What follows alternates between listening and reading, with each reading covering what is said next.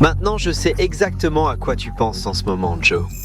Pourquoi, en tant que chrétien né de nouveau, attirez-vous l'attention sur ces histoires horribles? Eh bien, je pourrais prêcher sur autre chose. Je pourrais vous donner un autre message.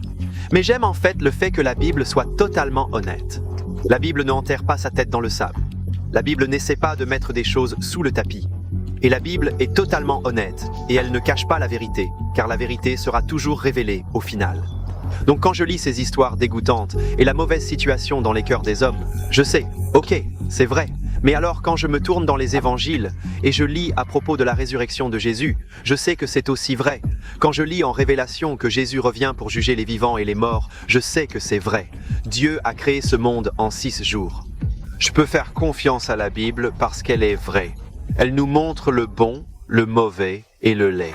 Et maintenant, regardons l'histoire très laide feu 1 de Dina.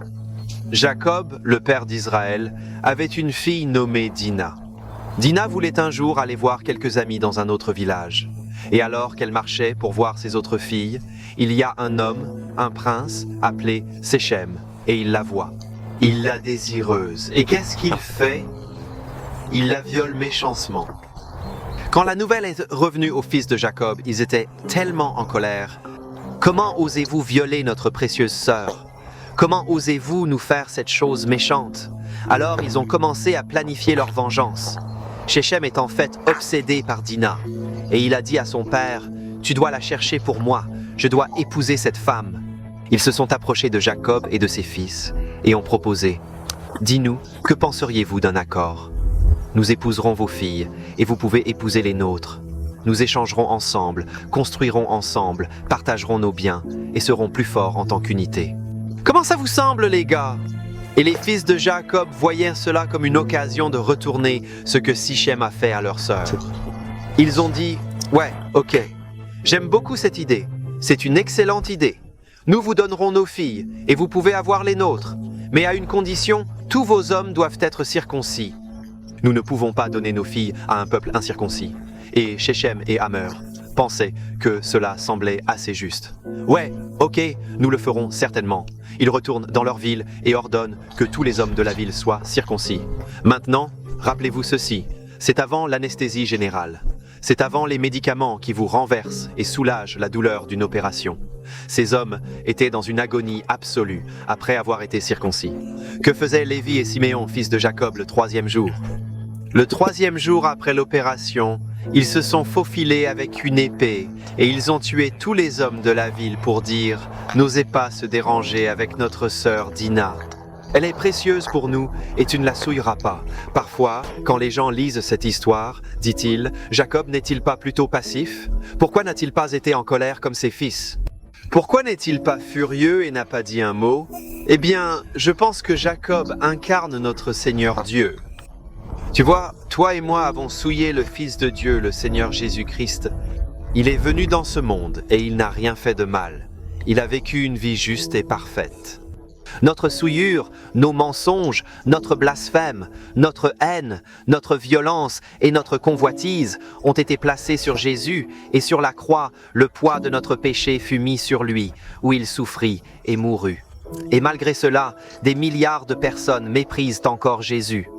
Des milliards de personnes piétinent les commandements de Dieu sous les pieds et crachent en face du Sauveur du monde. Et que fait Dieu? Rien.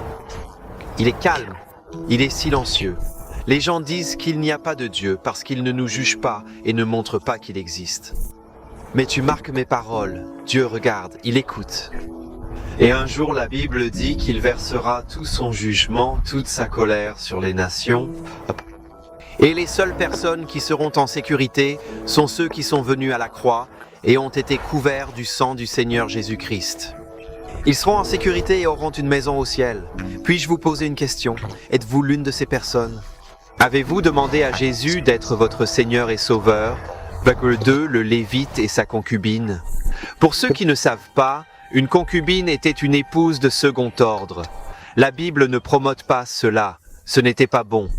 Dieu ordonna au début le mariage comme un homme et une femme, mais parce que les cœurs des hommes étaient durs, ils suivirent et choisirent leur voie. Et malheureusement, cette femme concubine a été essentiellement retrouvée comme un morceau de propriété. Donc un jour, cet homme lévité et sa concubine marchaient à travers une ville appelée Gibéa. Et cet endroit était connu pour être assez dangereux. Et ils sont là, ils sont sur la place de la ville. Et un vieil homme s'approche d'eux. Il était un local, et il a dit « Les gars, ce n'est vraiment pas sûr pour vous d'être ici la nuit. S'il vous plaît, reviens chez moi et cherche à vous donner un repas. Reste ici, je vais m'occuper de toi. » Alors la concubine et le Lévi acceptèrent, et ils retournèrent chez le vieil homme. Ils n'étaient pas là longtemps quand ils entendirent battre à la porte. Tous les hommes de la ville, la Bible les décrit comme un homme pervers, commençaient à frapper à la porte, criant « Nous sortir cet homme, parce que nous voulons le connaître péchément. » Ils voulaient faire des choses méchantes à cet homme. Et le vieil homme a crié « Ne fais pas une chose aussi méchante ici, laissez-moi envoyer ma fille vers toi. » Et ce qui fut décidé finalement, c'est que l'homme l'évitait pour sauver sa propre peau, pour se protéger. Il chassa sa concubine dans la rue et dit « Faites-lui juste ce que tu veux. » Amis, vous devez le savoir, c'était une vraie femme, ça s'est vraiment produit. Et la Bible dit que cette femme, toute la nuit, a été maltraitée par un homme après un homme jusqu'à ce qu'elle ne pouvait plus respirer. Mais pour moi, personnellement, je pense que la chose la plus désagréable de toute l'histoire est qu'il dit que le maître se lève le matin. Alors qu'est-ce que ça veut dire ? En d'autres termes, il a pu dormir pendant que cette femme était torturée afin qu'il puisse être protégé, afin qu'il puisse se préserver. Il a pu dormir paisiblement. Et c'est ce qui arrive lorsque les hommes objectifient les femmes et qu'ils les voient comme des objets de satisfaction. Mes chers amis, vous et moi devons voir les femmes comme Jésus a vu les femmes. Vous souvenez-vous, quand Jésus ressuscite des morts, la chose la plus importante qui se passe dans toute l'histoire de l'humanité? À qui a-t-il apparu pour la première fois? Mary Magdalene. Il disait au reste de la culture, cette culture qui disait que l'opinion d'une femme n'a pas d'importance, le témoignage d'une femme n'a pas d'importance. Aucun Dieu dans la chair n'a dit non, ça a peu d'importance. Et c'est pourquoi je compare d'abord à une femme. Jésus-Christ habille les femmes avec dignité et honneur. Vous connaissez l'histoire de la femme prise en adultère. Cette femme, elle est chassée dans les rues. Ils n'ont pas l'homme, c'est juste la femme qu'ils sont prêts à lapider. Les pharisiens ramassent des pierres prêts à la tuer. Mais Jésus, courageux devant cette foule d'hommes en colère, dit « Qui de vous n'a jamais fait de mal? Jetez la première pierre. » Oh, Jésus-Christ était tellement différent de cet homme lévité. Ce lévité n'était pas prêt à quitter sa maison sécurisée pour sortir et faire face à cette foule. Il a envoyé sa concubine à la place. Il a envoyé une femme à la place. Mais Jésus-Christ, s'il était là, que ferait-il? Il a quitté sa glorieuse maison au ciel et il a dit « Non, ne la prends pas. Prends-moi plutôt. Je mourrai pour la marier. Ne la laisse pas blesser, emmenez-moi plutôt. » Et si vous mettez votre confiance en le Seigneur Jésus-Christ, il prit l'enfer sur la croix. Il a pris la punition de nos péchés sur la croix, afin que nous soyons protégés et que nous ayons la vie éternelle. Et la troisième et dernière histoire la plus horrible de la Bible est l'histoire des femmes cannibales et de Ben-Hadad. Il y avait une grande famine dans le pays et tout le monde avait absolument faim. Nous entendons des histoires, n'est-ce pas, d'hommes attrapés sur une île déserte. Ils n'ont rien à manger et ils ont été tentés de manger les uns les autres. Eh bien, c'est exactement ce qui s'est passé dans cette situation. Un jour, le roi marchait sur son mur et une femme, déplorée, criait et dit « Roi, aide-moi parce que nous avions tellement faim. » Une femme m'approcha et m'a dit « Pourquoi ne tuons-nous pas nos deux fils et les mangeons aujourd'hui? Nous mangerons ton fils et demain nous mangerons le mien. » Alors j'ai accepté. Nous avons tué mon fils, nous l'avons cuit et nous l'avons mangé.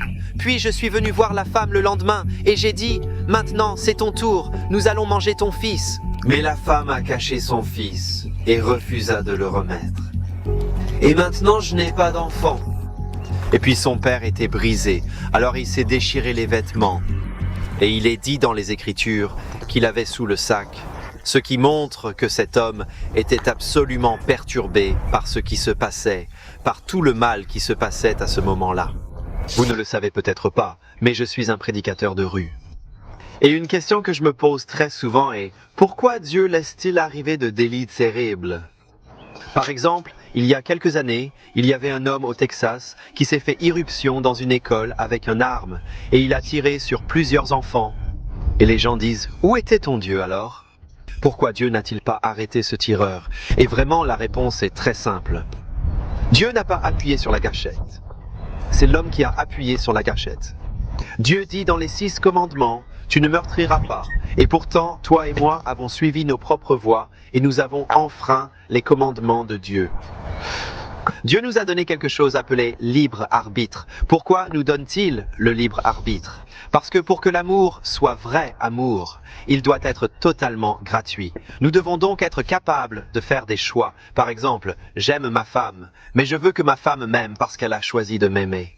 Je ne veux pas me forcer sur elle. Je ne veux pas qu'elle m'aime parce que je l'ai manipulée de quelque manière que ce soit. Non, je veux qu'elle m'aime parce qu'elle a choisi de le faire. Et c'est ainsi avec Dieu. Nous pouvons choisir d'aimer Dieu ou de le rejeter. Nous pouvons choisir de suivre ses voies ou nous pouvons choisir de suivre notre propre voie et de choisir la voie du diable. Alors, mes chers amis, rappelez-vous que ce Dieu est un gentleman et qu'il ne se forcera jamais sur personne. Mais la question est, viendrez-vous à ce Dieu qui offre ses bras de pardon, d'espérance, d'amour et de paix? Je vous supplie vraiment, si vous avez commis de grands crimes ou de petits crimes, venez vers le Seigneur Jésus-Christ. Il peut te sauver, il peut racheter, il peut vous laver blanc et neige, et ce cœur dur qui est plein de péchés, il peut le transformer en chair, en cœur qui aime et batte pour le Seigneur Dieu. Alors juste pour terminer sur une note plus positive, puis-je vous dire cela? J'aime vraiment vous recommander des prédicateurs qui me trouvent très utiles. Si je suis honnête, il n'y a pas de prédicateur plus utile qu'un homme nommé David Earnshaw. Et je l'ai filmé il n'y a pas si longtemps, prêchant un sermon sur Ben, son père, et ses 2 enfants dont nous venons de parler. Si vous voulez entendre ce message puissant, cliquez maintenant. Et si vous n'êtes pas encore abonné, veuillez cliquer ici. Nous aimons votre communion ici, au sein des ministères. Que Dieu vous bénisse tous et merci pour votre visionnage.